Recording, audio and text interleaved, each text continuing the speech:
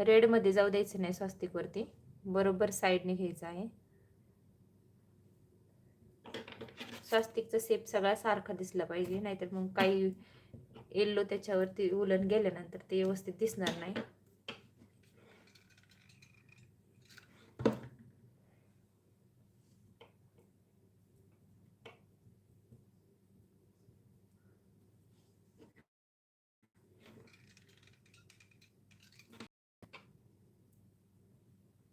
अशी बॉर्डर करून घ्यायची.